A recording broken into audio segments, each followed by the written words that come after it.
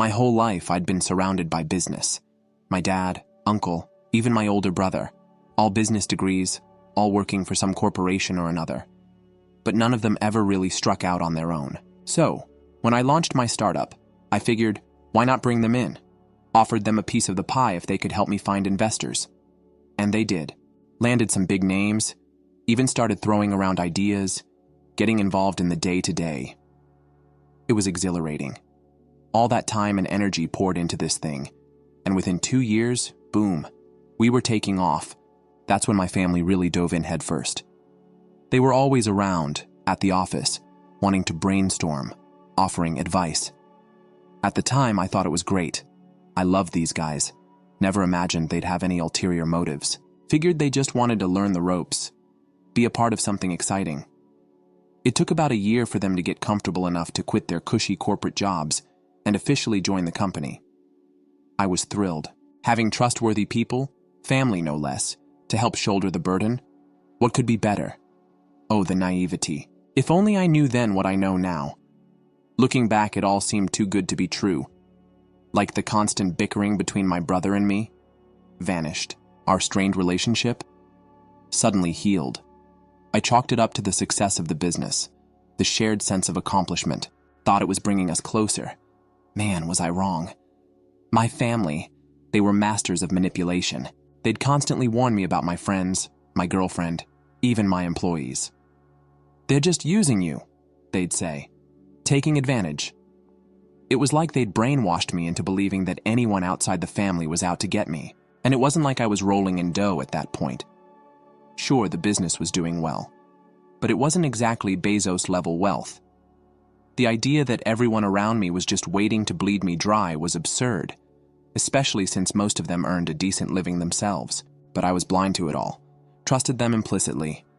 Until the red flag started waving, that is. It was during the pandemic, when everything went remote, that their true colors began to show. During online meetings, they'd shoot down my suggestions, the very ideas that had gotten the company to where it was. Suddenly, they weren't good enough. The same strategies that had brought us success were now deemed inadequate. And the arguments with my brother. They were back with a vengeance, only this time it was in a professional setting. The workplace, once my sanctuary, became a source of anxiety and panic attacks. I dreaded every meeting, every interaction. The worst part, I felt powerless. They had enough shares in the company to challenge my authority, and they knew it. They held it over my head like a sword. Looking back, it's like the good times were a trick of the light. Too bright, too shiny to last. Like the arguments with my brother, always simmering beneath the surface, they just vanished. Our bond, strained for years, suddenly felt strong. I thought it was the business, the shared purpose, bringing us together. Turns out I was dead wrong. My family? They were clever. Always whispering in my ear about my friends, my girlfriend, even the employees I'd handpicked. They're just using you, they'd say, their voices low and concerned, taking advantage. It was like they were weaving a net of suspicion around me, making me believe that anyone outside the family had an angle. And it's not like I was swimming in gold back then. Sure, the business was doing well, but I wasn't exactly living like a king. The idea that everyone around me was just waiting to pick my pockets was ridiculous, especially since most of them were doing all right for themselves. But I was blind to it all. Trusted my family without question, until the cracks started to show, that is. It was during the pandemic, when we all went remote, that their true colors bled through. In those online meetings, they'd tear down my suggestions, the very ideas that had built the company from the ground up. Suddenly, they weren't good enough. The same strategies that had brought us success were now outdated and naive. And the arguments with my brother? They were back, fiercer than ever. Only this time, it was in front of the whole team. The workplace, once my refuge, became a battleground. I felt the anxiety gnawing at me, the panic rising in my chest with every meeting. The worst part, I was trapped. They had enough shares to overrule me, and they knew it. They held that power over my head like a club. It all came to a head during a meeting about staff cuts. The pandemic had hit us hard, and some positions were simply no longer necessary. We needed to make tough decisions. The decision, as always, came down to a vote, and that's when they sprung their trap. My uncle, the one I'd personally mentored, the one I'd taught the ins and outs of the business, actually suggested that I be replaced. By my brother, no less. He claimed, with a straight face, that my brother was handling most of the things these days. I was speechless. Then my own father chimed in, suggesting I either resign or accept a demotion. The words hit me like a punch to the gut. I watched in stunned silence as they all voted me out. These people I'd trusted, I'd loved. It was like a veil had been lifted. Suddenly everything made sense. The sudden camaraderie, the warnings about outsiders, the undermining of my authority. It was all part of their plan. They'd used my own success against me, wormed their way into my company, and then systematically pushed me out. I could have fought back, could have lawyered up, made it a messy public affair, but honestly, I just didn't have the stomach for it. I was exhausted, heartbroken, and frankly, disgusted. All I wanted was to be free of them. So I resigned, walked away from the company I'd built, the dream I'd poured my life into. It was a bitter pill to swallow, but I knew I couldn't stay in that toxic environment. I needed a fresh start. Leaving the company felt like tearing off a limb. It was painful, messy, and left me feeling raw, but I also felt this strange sense of relief, like a weight had been lifted. I was free, but freedom came with a price. I had to start from scratch, rebuild my life, and figure out what came next. I poured every ounce of energy, every connection, every last dollar into a new project. It was a gamble, a huge one. I even had to move, downsize to a smaller place, just to make ends meet. Those were tough years. Lonely, uncertain, filled with doubt. But I kept pushing, kept believing in myself. And slowly, things started to turn around. By the time the world emerged from the pandemic, my new business was up and running. It took a while to gain traction, to see real profits.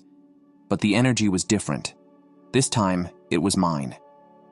I was surrounded by people I chose, people who believed in me, my own chosen family. As for my blood relatives, silence. Complete and utter silence. From the moment I walked out of that meeting, I cut them off. No calls, no texts, no visits. They were dead to me. My mother, my brother, my uncle, my aunt, all of them. Even my own company, the one they'd stolen from me, became a distant memory. I didn't want to know. Didn't want to be reminded of their betrayal. I was moving on, building something new, something better. And this time, I was doing it on my own terms. Life was good. My new business was thriving, I had a team I trusted, and the wounds from the past were slowly healing. Then, one day, everything changed. I was reviewing resumes, the usual HR shortlist for a high-level position. And there, staring back at me, was my brother's name. My blood ran cold. What was he doing applying for a job? He practically owned my old company. Unless, a wave of dread washed over me. I had to know. I had to see him, hear his story. The day of the interview arrived, and there he was, walking into my office. He looked haggard, stressed, years older than the last time I'd seen him. The shock on his face when he saw me was almost comical, but he quickly regained his composure. I tried to conduct the interview normally, but it was impossible. All the anger, the hurt, the betrayal came flooding back. By the end, I knew I couldn't hire him. It wasn't about his qualifications. It was about justice. I echoed his own words back to him, the ones he'd used to justify my ouster. I don't believe your contributions here would be the best fit. Perhaps you should consider applying for a lower-level position. He recognized the line instantly, his face contorted with rage. He accused me of being unprofessional, of letting personal bias cloud my judgment. I simply told him he could leave if he didn't like it, and he did. The fallout was immediate. My phone exploded with messages from my family, berating me for my cruelty, for punishing my brother. They painted him as a victim, a struggling family man just trying to make ends meet. They begged me to give him a chance, to help him, to help them salvage the company. I almost ignored it all. Almost. But then my wife, bless her heart, suggested I consider the situation. He has a family to support. she said gently. And that's where I'm stuck, torn between my desire for revenge and the nagging feeling that maybe, just maybe, I'm being too harsh. But can I really forgive him? Can I forget what they did to me? Just as I was wrestling with my conscience, a childhood friend reached out. He'd worked at my old company after I left. Witnessed the whole thing unfold. He painted a grim picture. Apparently, once I was gone, my brother, uncle, and dad basically went on autopilot. They figured the company would run itself, that they could just coast on the momentum I'd built. No need to innovate, no need to hustle. They just relaxed. It was almost laughable if it wasn't so tragic. These guys, with their fancy business degrees, couldn't even keep a successful company afloat. They spent their time buying expensive cars, taking lavish vacations, living the high life. Meanwhile, the employees, seeing their leader's apathy, lost motivation. The company started hemorrhaging money. My friend said it wasn't the business itself that was failing. It was the leadership. With those three at the helm, any company would eventually crumble. Hearing all this, a new thought took root. What if I bought the company back? Not for them, of course. For me. For the employees who deserved better. For the legacy I'd almost lost. I blocked my family's numbers, their pleas for help falling on deaf ears. I had a plan. I met with them, laid out my offer. They were surprisingly eager to sell, their eyes lighting up at the mention of a payout. It wasn't even that much, really. A fraction of what the company was once worth. But it was enough to confirm my suspicions. They cared more about money than anything else. The deal was done. The company was mine again, this time co-owned with my childhood friend. It felt like a victory, a vindication. I watched from afar as my family squandered their newfound wealth on frivolous things, their empire reduced to ashes. Part of me felt a twinge of pity, but mostly, I felt satisfaction. They'd tried to steal my dream, but in the end, they only managed to destroy their own. And I was back on top, stronger and wiser than before. This time, I wouldn't let anyone take what was mine. Story 2. As a wedding favor, my fiancée had me adopt her best friend's child. I canceled everything and refused. After 3 years of dating, my fiancée and I were enjoying a wonderful relationship. Our professions were going well. We had recently purchased a home together, and we were eager to begin our lives together. I never had any problems with her friendship with her closest friend. Let's call her BFF. They had always been tight. My fiancée frequently provided babysitting and other support to my best friend, who was a single mother with a 4-year-old boy. I work in sales and come home one evening after a long day. My fiancée was sitting at the kitchen table looking anxious when I got home. She said she needed to talk about something serious and asked me to sit down. I assumed it had to do with the wedding arrangements, but I was completely mistaken. "Honey," she began, her voice a little shaky, "you are aware of the difficulties BF has been having recently with her son?" Uncertain of the direction of this, I nodded. After losing her work lately, BF was struggling to support herself and her child. My fiancé went on, "Well, I've been thinking, and I think I've found a solution that can help everyone." She inhaled deeply before dropping the bomb. "As a wedding present to her, I would like us to adopt my boyfriend's son." I sat in disbelief. I must have misheard her, surely. However, as she went on to describe how it would be such a kind gesture, and how it would resolve all of these issues, I came to see that she was being very serious. "Have you gone insane?" I was able to utter it at last. Adopting a child as a wedding favor is not an option. My fiancé appeared distressed. "Why not?" "We've discussed having children in the future. In this manner, we will be assisting BF and gaining an advantage against her family." What I was hearing was unbelievable. Although we had discussed having children in the future, it was meant to be decided upon jointly when we were ready. Not some selfless gesture for her pal. I tried to seem calm as I continued. "This isn't like adopting a puppy. A child that already has a mother is a human being that we are discussing. Have you given the legal ramifications any thought?" The child's emotional reaction. My fiancé dismissed my worries with a wave. BF supports the concept. It's best for everyone, in her opinion. We can support him better than she can at the moment since we have a secure house and nice employment. I had the impression that I was in a strange parallel universe. How could she have accepted this? What about your boyfriend? That's how she would just give up her child. She wouldn't be completely letting him go. According to my fiancé, she would remain a buddy in his life. We would be the primary caregivers, but it's more akin to joint custody. I shook my head as a wave of incredulity and rage surged through me. It's not that we can't accomplish this. I refuse to do this. My fiancé has a grim expression. I expected you to be more sympathetic. This is significant to me, and my boyfriend would find it really meaningful. At least give it some thought. However, I was unable to. It seemed more wrong the more I considered it. It seemed like a betrayal of the trust I had put in our relationship, in addition to being a huge life choice that was thrown at me without warning. Instead of choosing to adopt a kid on our own as a favor to a friend, we were meant to work together as partners and make significant decisions. I had no idea that this was the start of a nightmare that would try my tolerance, my morals, and in the end, my love for the lady I believed to be my acquaintance. My fiancé kept bringing up the subject, alternating between impassioned pleadings and chilly shoulders, and as the days went by, the tension in our home became more noticeable. She tried to convince me by enlisting her relatives, claiming that since I didn't want to assist her closest buddy, I was self-centered and heartless. A week or so after the first bombshell, one evening, my boyfriend was playing quietly in the corner of our living room when I got home. When I stepped in, my fiancé gave me a look that said, "Be nice." Awkwardly, I sat down my bag and said, "Hey." I was unaware that we had guests.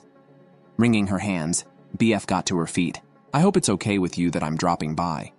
I simply wanted to discuss the adoption with you." When I looked at my fiancé, I felt ambushed. There was a flicker of victory in her eyes. She hoped that bringing her boyfriend here would influence me. I inhaled deeply while telling myself to maintain my composure. I started to say, "Look, buddy, I know you're in a tough spot." But she interrupted. "Just listen to me, please. I realize this is a lot to ask, but you and your fiancé are really loving and stable. With you, my son's life would be so much better." Happily oblivious to the grown-ups debating his future, I looked at the young child as he played with his toys. My stomach turned over. "Have you given this much thought?" I asked my boyfriend. "He is your son. Are you really ready to let him go?" Tears filled BF's eyes. "I want to do this because he is my son. I'm barely able to pay my rent, let alone provide him all he requires. He would have possibilities with you that he would never have." My fiancé added his voice. "You see, this is in everyone's best interests. He would still have his boyfriend in his life, and we would be providing him with a secure home." I was in a tight spot. Both of them were staring at me with anticipation, as though I were the only obstacle in the way of this ideal resolution. However, I couldn't get rid of the sense that something was wrong. I apologize strongly, but I'm not able to accept this. I don't want to begin our marriage that way, and it's unfair to the child. We must be able to assist in different ways. My fiancé hurried to console my BF as she started crying, giving me a disillusioned and irate look as they snuggled on the couch. That night, while we lay in bed, I felt alienated in my own house. I turned to my fiancé. "It's unbelievable that you would make me look so foolish in front of my boyfriend. How could you have such a cold heart?" I'm both frustrated and incredulous as I look up at the ceiling. Callous. Here, I'm attempting to speak with reason. Adopting a kid is not something we can do at random. Her voice rose as she sat up. "It's not a whim. This has been on my mind for weeks. This is the ideal choice for BF, who needs our assistance. Ideal for the house," I retorted. "Have you thought about the possible legal repercussions? How does the child's emotional state affect us? We haven't even gotten married yet. Do you wish to adopt a kid as well?" She yelled. "We're getting married in 2 months." "I also believe that you want children," I responded, sitting up to look at her. "But when we're ready, I want our own kids, not in this manner." Her expression stiffened. "Perhaps you're not prepared for marriage if you're not ready for this." The connotation of those words lingered between us. The realization of how severe the situation had gotten sent a shiver down my spine. The weeks that followed were a nightmare. My fiancé grew more antagonistic, bringing up the adoption all the time and making crude remarks about my lack of empathy. She began making decisions without involving me and excluding me from the wedding preparation process. She and my boyfriend were studying legal paperwork on our dining table one day when I got home. "What's happening?" I inquired. However, I had a dreadful suspicion that I already knew. With a determined face, my fiancé glanced up. "We are investigating the adoption procedure. Since you're being so challenging, I thought I'd start things off myself." My blood pressure started to rise. "Are you serious? You cannot simply do something without my permission." My fiancé refused to back down, but my boyfriend had the grace to appear uneasy. "Observe me. Whether you like it or not, this is taking place." I realized then that our relationship was ended. The lady I believed I knew and loved was prepared to disregard my emotions and make decisions about our future on her own. The adoption was no longer the only factor. It was about mutual respect, trust, and our underlying compatibility as a couple. I inhaled deeply, bracing myself for the task at hand. "I believe we should call off the wedding if that's how you feel." There was silence in the room. My fiancé's face became pale, and my best friend's eyes widened. "What?" Her voice was almost heard as she whispered. "I heard you." I spoke, astonished at how composed my tone sounded. "We're obviously not ready for marriage if you're willing to make such a big choice without consulting me. The wedding is being canceled." The ensuing hush was deafening.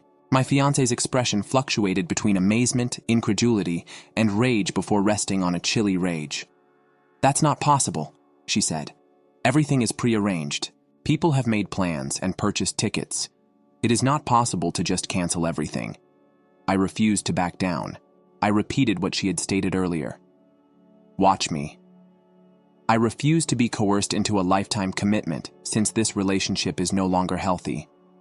For BF, I'm not ready. Appearing more and more uneasy, began collecting her documents. "Perhaps I ought to go." "No, remain." My fiancé lost his temper. "We're going to resolve this now." However, I didn't have any more mental issues to resolve. I'd made up my mind, and every second that went by made me more convinced that it was the right one. I needed time to ponder, so I turned to leave the room. My fiancé took hold of my arm. "Where are you heading, in your opinion? This is not the end of us." I took her hand forcefully but softly. "I'm taking a stroll. I need to breathe. I anticipate that you two will be gone when I return. Tomorrow, we may discuss the practicalities of calling off the wedding." I heard my fiancé's voice, which was filled with anger and sadness as I left the house. "This is something you'll regret. You're making a grave error." However, I didn't think I was doing something wrong. It felt like I could breathe again for the first time in weeks. The days that followed were packed with activities. I contacted a guest to let them know about the issue, called our wedding vendors to cancel, and started the grueling process of separating our lives. My fiancé took turns begging me to change my mind and threatening to sue me for the expenses. My phone buzzed with a text from an unknown number one afternoon as I was packing up some of her belongings. It was BF. "Is it possible for us to meet? Something is important for you to know." I decided to meet her at a nearby coffee shop against my better judgment. My boyfriend was there when I got there, looking anxious and restless. I sat down and she remarked, "Thanks for coming. I owe you an explanation and an apology." As I waited for her to continue, I arched an eyebrow. BF inhaled deeply. "The concept of adoption. I didn't own it. Your fiancé planned it all." The weight of coldness settled in my gut. "What are you saying?" "About 2 months ago, she came to me," BF clarified in a voice that was almost audible above a whisper. "She stated that she was unsure about having children with you, and that she wanted to see how well you could raise them before making a commitment. She believed it would demonstrate your readiness for parenting if she could persuade you to adopt my kid." I sat in disbelief. Although I was deeply hurt by the betrayal, I wasn't totally shocked. BF went on, "It explained the sudden urgency, the emotional manipulation. At first, I was desperate enough to comply, but after witnessing how it has split you two apart, I changed my mind. I was no longer able to remain silent. I sincerely apologize for my role in this." My head was spinning when I walked out of the coffee shop. Using the child of her best friend as a pawn in a complex plot, the woman I had intended to spend my life with had set out to test me. It demonstrated a basic lack of respect and trust, and was deceptive and cruel. My fiancé, however, wasn't finished yet. She became furious when I brought her home and told her what I had discovered. You have the audacity to meet with her behind my back." She let out a scream. "We were meant to keep this between us." I said in a calm but firm voice, "There is no us anymore. You cannot be forgiven for what you did. Testing me with a child, playing tricks on your best friend. It's over." Her face twisted in rage. "You can't simply leave. This relationship has cost me too much." At that point, things became even more ugly. My ex-fiancée began a campaign of defamation against me over the course of the following few weeks. She accused me of cheating on her in front of our family and friends. After that, I was abusive and had stolen money from our joint accounts. She even went so far as to spread false information about my character by getting in touch with my employer. Her retaliation was so intense that I was taken aback. My longtime friends abruptly stopped answering my calls. Her family members sent me angry messages. I was summoned to a meeting by my boss to discuss the alarming reports he had received. My whole life seemed to be falling apart. However, I resisted lowering myself to her level. I chose to fight back the proper way instead. I got in touch with a lawyer and started recording everything. Every social media post, email, and text. When I contacted my boyfriend, he consented to write a statement regarding the adoption plan. To demonstrate that I hadn't stolen any money, I collected financial records. Even though it was emotionally and physically taxing, I was adamant about clearing my name. The pivotal moment occurred when my ex, she made a critical error in her haste to ruin me. She detailed all of her charges against me in a lengthy, in-depth tirade that she shared on social media. However, she unintentionally revealed the truth about her test with the BFS child while she was furious. The reaction was swift and intense. Suddenly, friends who had been avoiding me got in touch. I'm sorry I fell for her lies. Her family members, shocked by her behavior, began distancing themselves. After reading the post, BF made the decision to openly reveal the entire plan. Around her, my ex-fiancée's world started to fall apart. Her reputation suffered greatly. She lost friends, and her relationships with family were strained. But simply clearing my name wasn't enough for me. I had almost lost my reputation, my friendships, and my job because of her actions. I decided it was time for her to face the consequences of her actions. With the help of my lawyer, I filed a defamation lawsuit against her. The evidence was overwhelming.